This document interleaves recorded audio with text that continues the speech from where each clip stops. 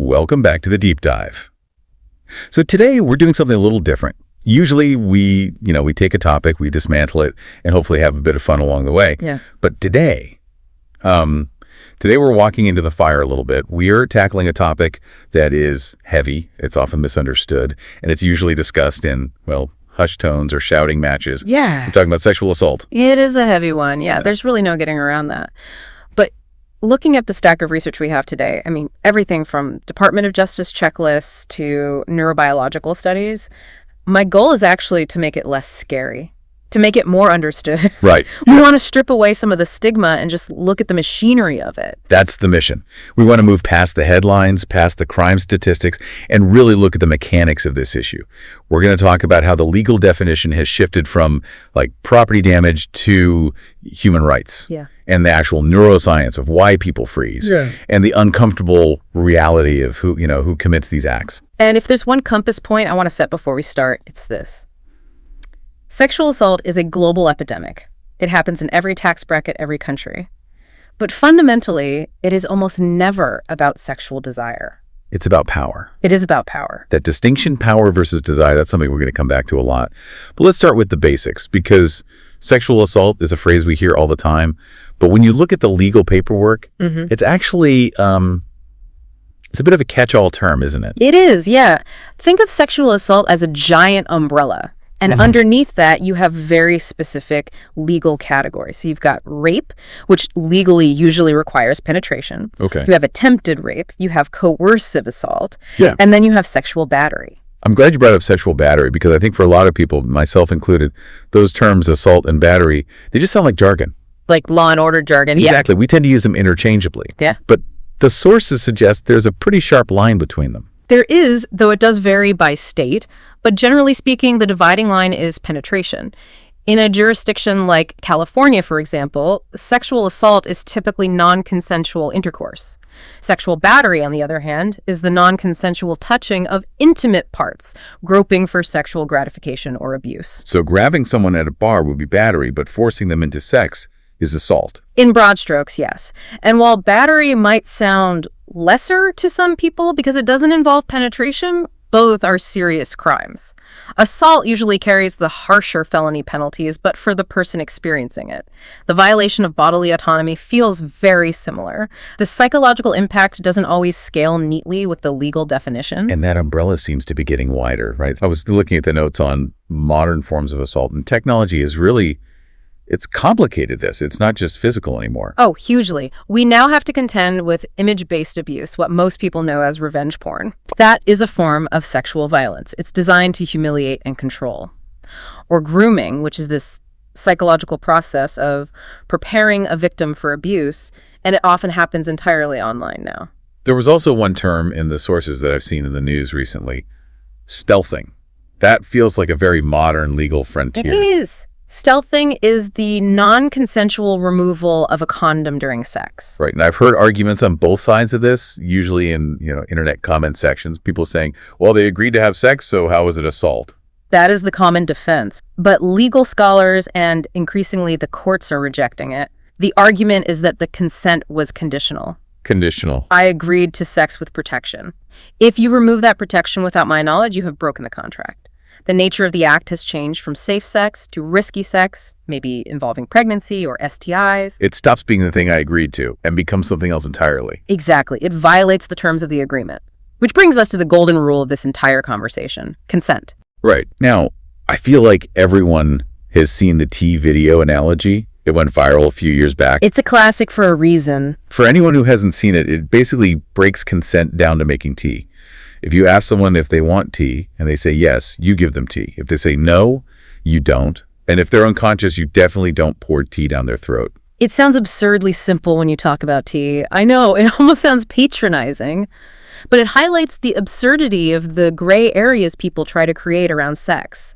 The legal standard we are moving toward is that consent must be freely given, informed, reversible, and enthusiastic. Reversible is a big one. You can change your mind between the water boiling and the tea pouring. 100%. Just because you said yes 10 minutes ago doesn't mean you are locked in. And crucially, and this is where that tea down the throat image is so powerful, you cannot give consent if you are incapacitated. Meaning drunk or asleep or high? Yes. If a person cannot understand the who, what, where, and why of the situation legally, they cannot say yes.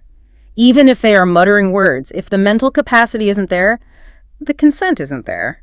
So if that is where we are today, this idea of enthusiastic, informed consent, we have to look at where we came from. Because the history timeline in these notes is, well, it's disturbing. It is. To understand why we handle sexual assault the way we do, you have to realize that for most of human history, it wasn't seen as a crime against the person. It was a property crime. Property, like theft. Literally theft. The Latin root of the word rape is repair, which means to seize or steal. If you go back to the Code of Hammurabi or Roman law, the rape of a virgin wasn't a crime against the woman. It was property damage against her father. Because she was damaged goods. Exactly. Her bride price, her value to her father had been lowered. The crime was financial.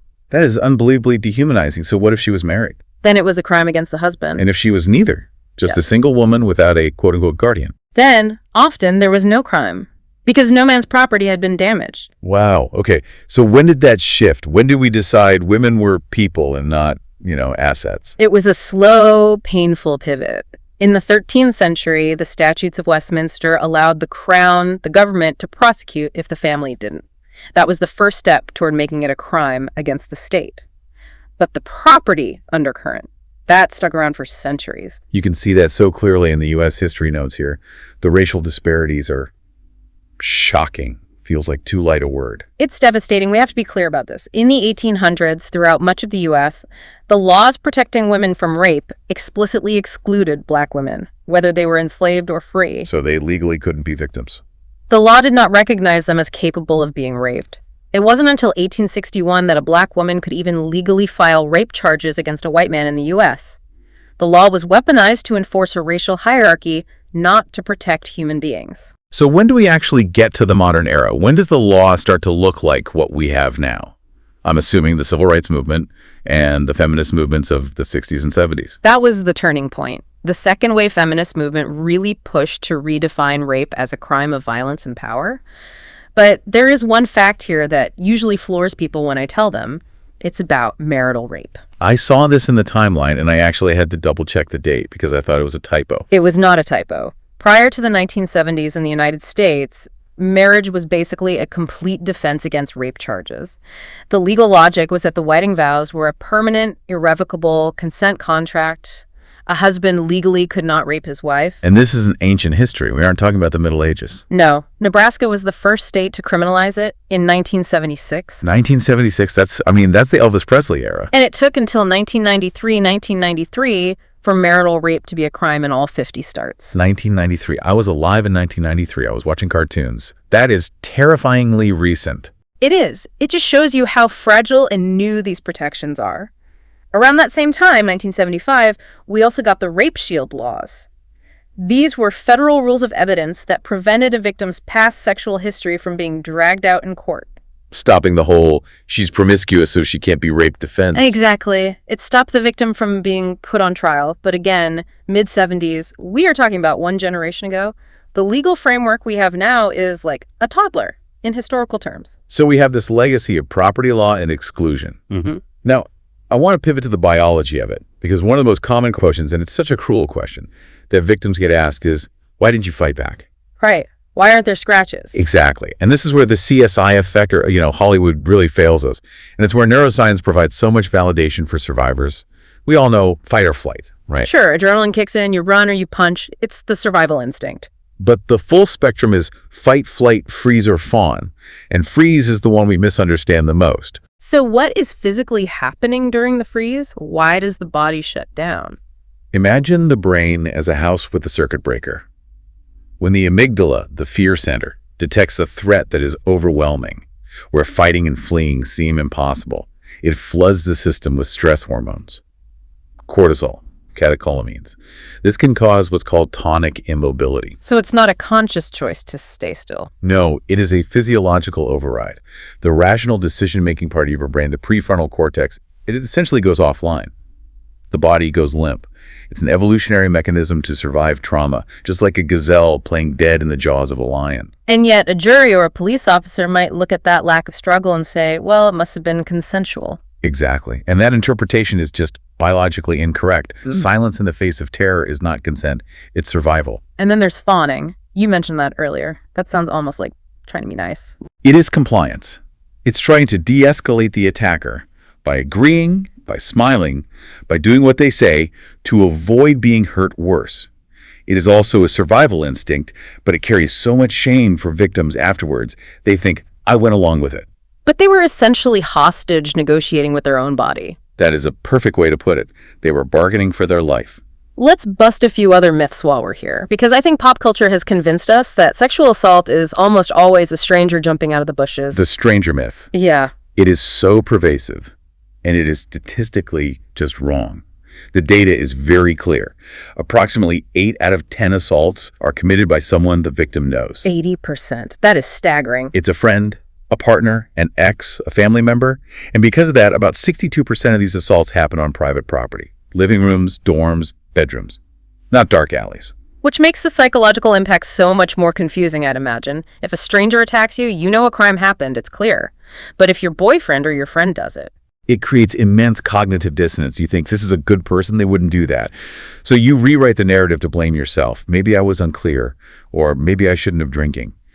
We do these mental gymnastics to preserve the image of the friend at the cost of our own reality. And I imagine that plays right into the reporting statistics. We know this is underreported, but how bad is the gap? It is the most underreported violent crime. In the U.S., only about 18% of sexual assaults are ever reported to law enforcement. 18. So more than 4 out of 5 never even make it to a police report. Correct. And when you look at the research, like the qualitative analysis of the hashtag why didn't report, the reasons are heartbreakingly consistent. Fear of not being believed, shame, fear of retaliation, and just this profound belief that the justice system won't help them. Well, let's talk about that fear of not being believed, because there is a counter-narrative we hear a lot, usually on social media, about false accusations. Right.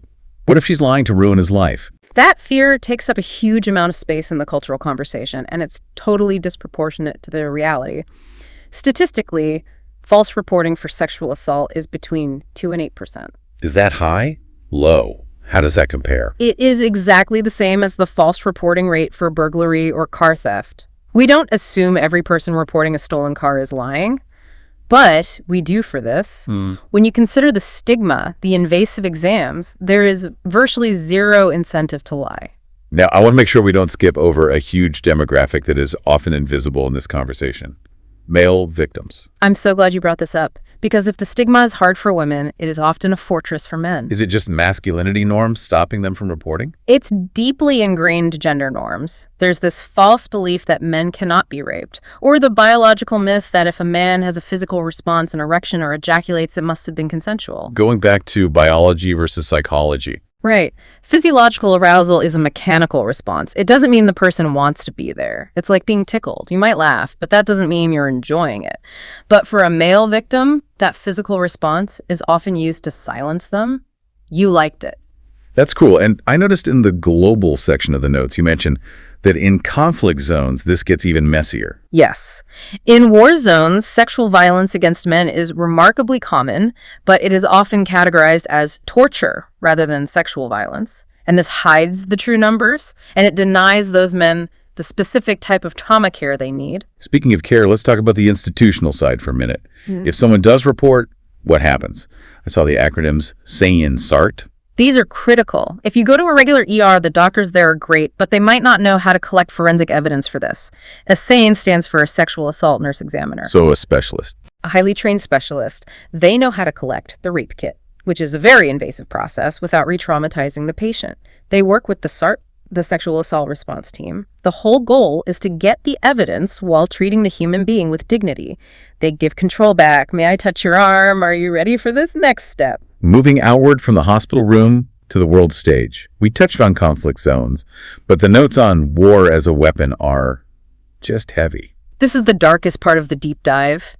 We tend to think of rape in war as soldiers just acting out. But in places like Rwanda, Bosnia, or with the Yazidi genocide by ISIS, it wasn't chaos. It was strategy. It was organized. Systematically, it is used to destabilize communities. You violate the women, you shame the men who couldn't protect them, you introduce new bloodlines through forced pregnancy, you destroy the social fabric of the enemy. It is a weapon, just as much as a mortar shell. It brings us right back to your opening statement. It's about power.